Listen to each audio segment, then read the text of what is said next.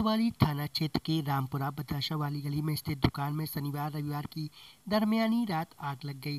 दुकान के ऊपर बने मकान में रहने वाला परिवार आगजनी से घबराया गया, जिसके बाद वहां मौजूद लड़की ने पहले माले से छलांग लगा दी, जिससे उसकी मौत हो गई। घर में मौजूद माँ और बेटा भी काफी घबरा गए। मौके से दोनों को निकाल लिया गया है। दोनों को जिला अस्पताल में भर्ती किया गया है। मामले की जाँच की जा रही है। जानकारी के अनुसार रात करीब 2:30 बजे बताशा वाली गली से स्थित जैन परिवार की बिल्डिंग में नीचे स्थित प्रिंटिंग और फोटोकॉपी की दुकान में अचानक आग लग गई। दुकान के ऊपर वाले मकान में अशोक भाई जी का परिवार रहता है। घटना के वक्त अशोक भाई जी पुणे गए हुए थे। वहीं घर में उनकी पत्नी अमृता जैन, बेटी एंजल और बेटा विधान मौजूद था। हादसे की जानकारी के बाद मौके पर फायर ब्रिगेड और कोतवाली पुलिस मौके पहुंची। घटनास्थल के पास ही कटरा मस्जिद के पास खड़ी फायर लॉरी मौके पर पहुंची, जिसने आग बुझाने का काम शुरू किया। करीब 1 घंटे की मशक्कत के बाद आग पर काबू पा लिया गया। आगजनी के कारणों से दुकान को में रखा सामान को काफी नुकसान हुआ है।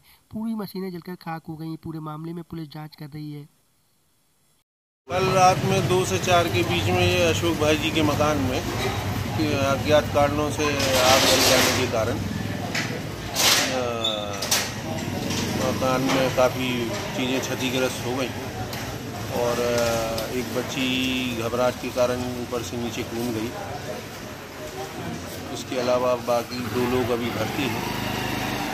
पुलिस को सूचना, पुलिस ने क्या काम किया? पुलिस ने तुरंत मतलब करीब 4, साढ़े 4, 5 बजे आकर यहाँ स्थानीय लोगों की मदद की। स्थानीय लोगों ने शटर वगैरह तोड़ के सबको बाहर निकाला और पुलिस फायर ब्रिगेड ने आके आग बुझाने का काम किया। सागर जिले के गड़ाकोटा में रानी दुर्गावती अभयारण्य में सागर जबलपुर रूट पर अज्ञात वाहन की टक्कर से तेंदुआ की मौत की घटना सामने आई है।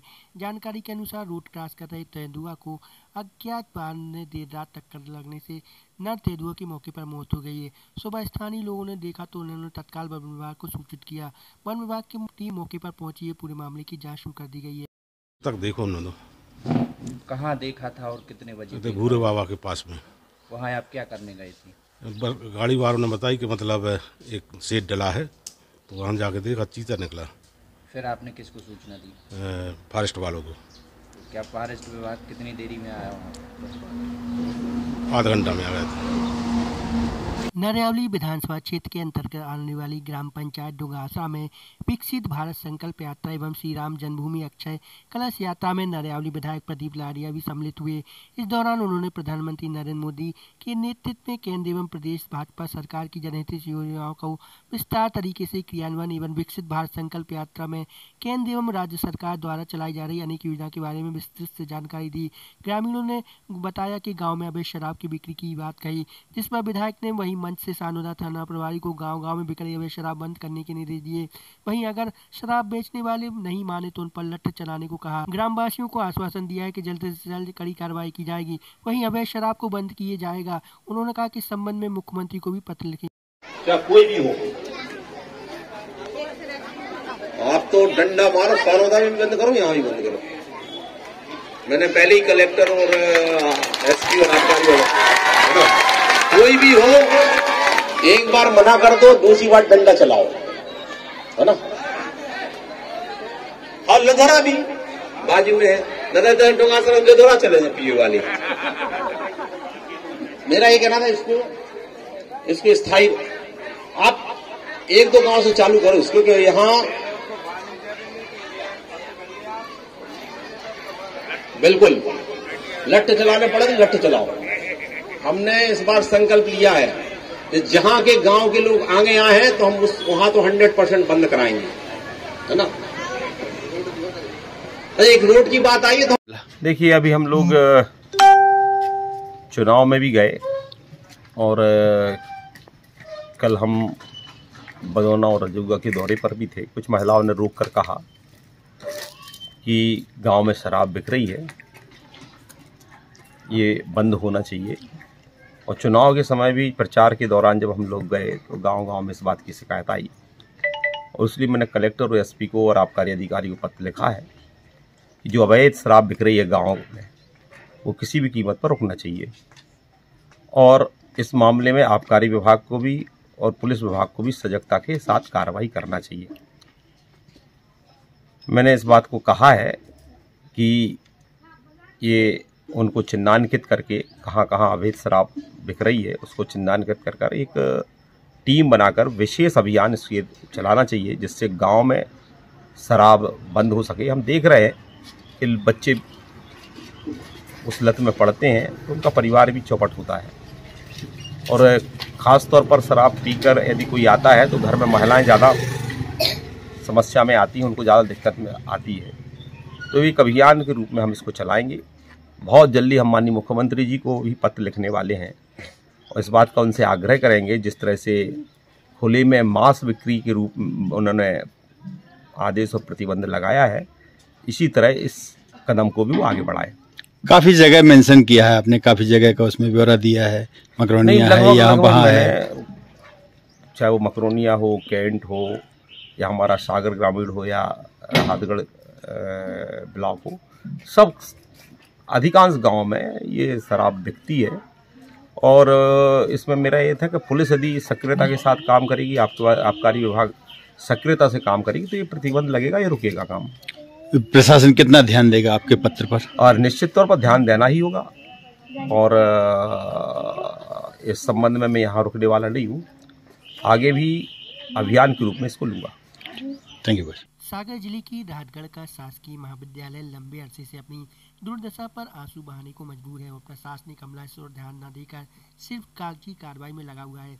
इसी के चलते कॉलेज के जनभागीदारी समिति के अध्यक्ष ने कॉलेज पहुंचे, जहां उन्होंने व्यवस्थाओं का जायजा लिया तो पाया कि कॉलेज की हालत बहुत ही खराब है। जगह जगह छत का प्लास्टर नीचे आ गिरने की कगार पर है। कॉलेज की खिड़कियों के शीशे टूटे हुए, जिनकी जगह नेट बांधकर काम चलाया जा रहा है। कैंपस की कैमरे कई दिनों से यूं ही कई महीनों से बंद है, और सबसे बड़ी बात, महिला प्रसाधन कक्ष में गेट तक नहीं। अब आप स्वयं सोचें कि छात्राएं इस प्रसाधन का उपयोग कैसे करती होंगी। साथ ही कॉलेज की इस हालत के लिए जनभागीदारी अध्यक्ष ने कॉलेज प्रबंधन को जिम्मेदार बताया, तो वहीं कॉलेज की छात्राएं भी कॉलेज प्रशासन पर लापरवाही से नाराज दिखाई दी। मैं आपका रूबी कोरी, किस क्लास में पढ़ते हो? MA third same. आप लोगों को यहाँ क्या क्या दिक्कतें आ रही हैं कॉलेज? यहाँ पर बिल्डिंग ग्रस्त हो रही है। यहाँ पर महिला प्रसाधन में गेट भी नहीं है, और ये खिड़की में पर्दा लगे हैं, इसकी व्यवस्था की जाए। लगे नहीं है तो लग जाए। तो आप लोग जो प्रधान जो आपका खराब है, शिकायत क्यों कर रही है? हाँ, 2-3 बार बोल चुके हैं प्रिंसिपल सर से, ठीक नहीं करवाते? नहीं। तो आप लोग कैसे अपनी व्यवस्था बनाते हैं? एक किसी को जाना होता तो एक जने बाहर गेट के पास खड़े होते हैं, इसलिए जाते हैं। हाँ। क्या नाम है आपका? नाम संजय कुर्मी। किस क्लास में पढ़ते हो? MA third same. क्या दिक्कतें आ रही कॉलेज में? कॉलेज गिर रही है तो इसकी दुर्घटना हो सकती है, कोई भी छत गिर गई तो अपनी मौत भी हो सकती है किसी की, इसलिए सुधार हो जाए इसका। और महिला क्या प्रशासन के गेट टूटा हुआ है तो वो सही हो जाए, और खिड़की में पर्दे नहीं है तो वो पर्दे लग जाए, और इस सब की व्यवस्था हो जाए। कभी आप लोग बोलते सर ये व्यवस्था करो? हाँ, 1-2 बार बोला है तो वो अभी सुनवाई नहीं हुई है। कॉलेज में क्या क्या दिक्कतें आ रही है आप लोगों को? सर ऐसी बहुत सी दिक्कत है कॉलेज में, जो क्या कहते हैं गेट में, वॉशरूम वगैरह में भी गेट नहीं लगे हैं, बिल्डिंग भी कोई ठीक ठाक नहीं रह गई है। सर ऐसे साफ सफाई भी बिल्कुल नहीं होती, वॉशरूम हमेशा गंदा रहता है, और सर को बोलते हैं तो वो ध्यान नहीं देते किसी भी बात का, और हम मतलब कुछ भी बोलते हैं उनसे तो इससे का वो नहीं होता। वॉशरूम का गेट भी ऐसे ही टूटा हुआ है, और क्या कहते हैं पर्दे वगैरह भी नहीं लगे खिड़कियों में। बिल्डिंग पे क्या अब आप लोगों को डर नहीं लगता? अब सर डर लगता है, हम बोलते भी हैं तो अब हमारी कौन सुनता है। सर लोग तो हमारे सही है, हमारी क्लास में पढ़ाते हैं वो तो सुनते हैं, हमारी सब क्लास वगैरह लगती है हमारी टाइम से, लेकिन टाइम के थ्रू अगर सर से हम बोलते हैं तो सर हमें हमारी समाधान मतलब कोई समस्या का समाधान नहीं होता है। वॉशरूम का गेट टूटा है तो कैसे व्यवस्था करती है? सर बहुत दिक्कत हो जाती है, तो मतलब किसी को साथ ले जाना पड़ता है कि कोई बाहर देखे कि कोई आ नहीं जाए। सर बहुत दिक्कत, बहुत टाइम से गेट टूटा हुआ है। आप सर से बोला है? बोला है सर से, और सर बहुत टाइम हो गया गेट टूटे हुए। जवाब नहीं देते सर बोलते हैं हाँ ठीक है करवा देंगे, लेकिन ऐसा कोई उनका व्यवहार सही नहीं है सर। नेक्स्ट टाइम कब बोला था सर? सर बहुत टाइम हो गया, यहाँ 5 साल हो गए हमें चल रही सर हमारी, तब से ही देख रहे हैं सर गेट टूटा हुआ जी। सर स्कॉलर भी नहीं आती है टाइम से, बहुत टाइम हो जाता है सर, फीस लग जाती है हम लोगों की, उससे ज्यादा ही लग जाती है। वही हम स्कॉलर का बोलते हैं सर, वो टाइम पे बिल्कुल नहीं आती है। कब से नहीं मिली आप? सर बहुत टाइम हो गया सर। कितना टाइम लगा? 1 साल ही हो गए सर। अगले साल भी ऐसे हुआ था सर, सब लोगों की आ गई थी, कोई कोई बच्चों की नहीं आई थी सर।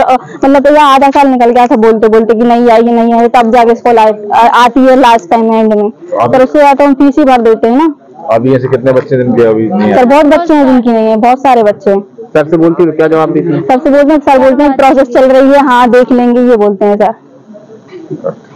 अभी आपने यहाँ दौरा किया, क्या क्या कमियां पाई, क्या देखा आप? आज महाविद्यालय में आए और दौरे के दौरान हमने देखा बहुत सी कमियां पाई हैं। सबसे पहली कमी यहाँ पे सीसीटीवी कैमरा चालू नहीं है, जबकि यहाँ पे सीसीटीवी कैमरा चालू के संबंध में 2 बार बैठकें हो चुकी हैं, एक 24/3 को 23 को और एक 23/9/2023 को हुई। दोनों उसमें अपन ने सीसीटीवी कैमरा चालू के सख्त निर्देश दिए, पर आज दिनांक तक मतलब उस पर कोई कार्रवाई नहीं हुई और सीसीटीवी कैमरे लगातार बंद पाए जा रहे हैं। आज भी अपन ने जानकारी देखी तो सीसीटीवी कैमरे बंद पाए गए।